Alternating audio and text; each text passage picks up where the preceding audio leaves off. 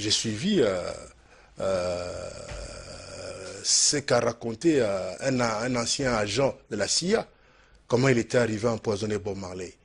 On a vu avec Arafat, on a vu avec Hugo Chavez, et on a vu par exemple le président, je crois le président Morales de la Bolivie. Pour Shadari, les motivations sont claires. C'est-à-dire la Suède vient de le dire, qu'elle détenait des éléments de preuve qui met en accusation Shadari. Mais ce qui est grave, c'est que Shadari arrive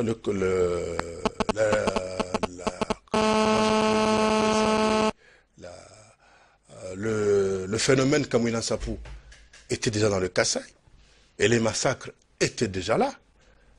Et quand il a dit d'ailleurs, il faut même lui reconnaître le mérite d'avoir organisé la toute première conférence sur la recherche de la paix dans le Grand Kassai. Ici, en fait, c'est quoi? Il faudrait chercher à affaiblir le kabylisme. Mais comment il faudrait diminuer l'influence du PPRD dans le mental populaire. Vous comprenez, vous arrivez aux affaires. C'est un courageux, M. Shadari, parce qu'il a eu à gérer le passif et l'actif. Ce n'est pas que la mort de ces deux citoyens suédois puisse nous enchanter. Mais il faut quand même reconnaître qu'ils sont retrouvés dans ces territoires-là, pratiquement en intrus. C'est-à-dire? Ils n'avaient pas toutes les permissions, tous les documents. Ce sont les experts de l'ONU. En plus des experts, comme ici au Congo, il n'y a pas d'experts. Et vous-même, n'êtes-vous pas vous-même expert? Il fallait vraiment que ces deux jeunes gens-là viennent. Dommage, on nous a cité des noms. Et aujourd'hui, qu'on prétend non vouloir lancer un mandat contre Shadari. Non. C'est un cauchemar. Pas du tout. On rigole, c'est ça la marche vers la vérité. Vous savez, M. Laurent Désiré Kabila a cessé de nous dire que la paix se gagne. Et la paix, comme le pain, se gagne. Et que la guerre sera longue et populaire. Autant on s'en était pris à tous les autres révolutionnaires. On laissa Mobutu ici, pratiquement disséquer Pierre Moulélé. Mais que n'a-t-on pas fait à M. Laurent Désiré Kabila? Joseph Kabila, on le cherche par tous les moyens. Mais un Shadari, c'est normal, ils savent très bien que Shadari aujourd'hui représente quoi? Il représente l'entité même, la ceinture même de ceux-là qui sont prêts à défendre le kabylisme jusque dans Benghazi. Donc, c'est ça le problème de Shadari. Shadari, c'est l'arbre qui cache la forêt. Oui, c'est l'axe du mal aussi, Shadari, selon certains. Par l'axe du mal. Oui. À propos des axes du mal, il y en a tout plein ici. Il n'y a pas très longtemps, vous avez suivi un monsieur que l'on a vu d'ailleurs être reçu aujourd'hui par la fameuse représentante de la MONUSCO ici, là, la Leïla, là. Mais vous oubliez que ce monsieur-là avait même promis, à peine que le président Fachi prenait le pouvoir, qu'ils allaient tout faire pour créer l'instabilité dans le pays, pour qu'aucun investisseur ne puisse venir. On l'a ici en tant que leader de la Mouka, c'est normal. Et en plus, leader. Vous savez, chez nous, les leaderships, ça se décrète. Hein. Il suffit d'avoir 2 jeeps dans son parking, une belle maison, et un beau costume, un peu comme le vôtre. Tout ce qui vous manque, c'est une cravate. Et puis vous sortez d'ici. Voilà, vous êtes leader. Et c'est très facile. Moi, je n'ai pas les mandats. Lui, au moins, on l'a donné mandat. Par qui? Par ses pairs. Quel père? Il représente quoi? Leader. Qui sont ces leaders-là?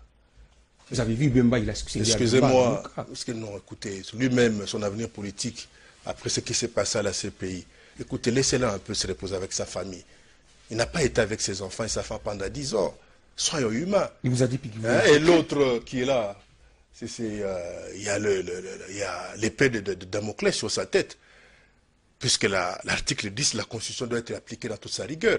Vous parlez de... Et l'autre qui continue à faire sa dépression, à prétendre que c'est lui qui avait été voté, et dire que nous avons tous suivi la proclamation des résultats, et par la CENI, et par la Cour constitutionnelle. Donc voilà, vous me dites que la Mouka représente quoi? Rien. Votre mot de conclusion, M. Machala. Parce que nous finissons déjà. Je voulais juste dire que vous devez savoir que Emmanuel Ramazani Shadari, c'est l'arbre qui cache la forêt. On recherche par tous les moyens la tête de M. Joseph Kabila Kabange. Et des deux, ils doivent savoir ceci. Même si aujourd'hui ils émettaient un mandat contre Emmanuel Ramazani Shadari, ils devront savoir que il y a des millions d'Emmanuel Ramazani Shadari, qui vont aussi attendre leur tour pour ainsi voir des mandats d'arrêt internationaux être lancés contre eux. Et ces gens-là, ils savent très bien, on en veut au kabylisme, on en veut au PPRD, parce que le PPRD a la main mise pratiquement sur toutes les institutions de la République. Donc, non pas par deux voies tronquées, mais par les urnes. Nous sommes majoritaires pratiquement presque partout. Et nous soutenons la coalition. Nous sommes prêts à accompagner le chef de l'État dans cette vision qui est venue se greffer à la nôtre pour que notre pays à l'horizon 2030 soit compté parmi les nations émergentes. Pour le reste, ils devront savoir que la paix, comme le pain, se gagne, n'a cessé de nous répéter. Nous leur en désiré Kabila. Notre peuple est assez mature, la preuve est qu'à Béni, presque partout, nous réclamons le départ de ces touristes dangereux, vulgairement appelés casques bleus, qui sont venus ici plus pour apporter des pleurs et de l'immoralité dans notre société. Et au moment de la fin, vive la coalition. Merci beaucoup, M. Claude Machala. C'était lui, notre invité de ce soir, l'initiateur de la pétition pour le changement de la Constitution. Vous l'avez suivi dans sa réflexion sur d'autres initiatives similaires et aussi sur d'autres questions d'actualité, les mandats d'arrêt, les sanctions renouvelées, retirées contre certains acteurs politiques. Effectivement, nous allons vous retrouver le lundi prochain. La rediffusion de cette émission, c'est le jeudi à 12h. Portez-vous bien. Merci à l'équipe technique, Freddy Kipimo et Gilles Chibamba qui ont réalisé cette émission. Portez-vous bien. Au revoir.